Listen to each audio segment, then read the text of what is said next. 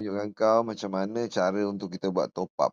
Okey, dekat sini kau tengok top up kita untuk sendiri punya kita boleh top up kita sendiri kat sendiri. Kalau dia pandai, dia boleh top up sendiri. So, terpulang pada dia, dia nak top up berapa. Kalau 35, kalau ambil plan 35, kau suruh dia orang top up 35 juga. So, dekat sini dia ada choice. Okey, kalau dia ada dekat Wow Cash atas ni duit dia, dia boleh top up ambil daripada Wow Cash. Kalau dia tak ada, dia boleh guna e-wallet, dia boleh guna FPX online banking transfer. Okey? Okey. Ini nanti kau klik dia akan pergi proses kepada GCash. Okey? Dia akan pergi kepada GCash.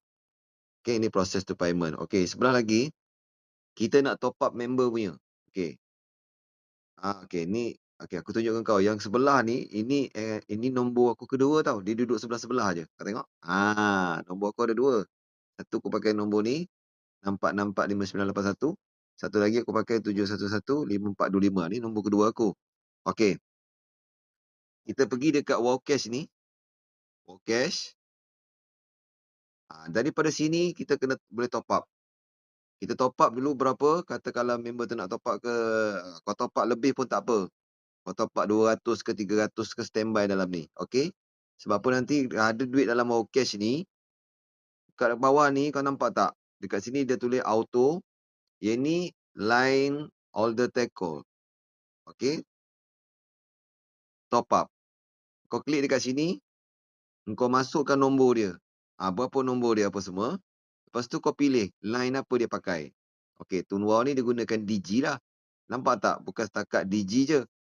Banyak lagi lah untuk dia top up. Maxis Hotlink pun boleh. Telkom Aspect pun boleh. U-Mobile pun boleh. Okey. Yang ni saja yang ada lah.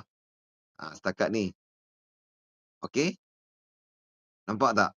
Dekat mana nak top up dia. So, nanti dia top up dia akan masuk. Bila dah masuk nanti, pastikan dia orang ni subscribe dia. Dia orang boleh pilih mana plan yang dia dah beli. Okey, 35 bagilah. Dia orang subscribe 35 lah. Macam tu, Din.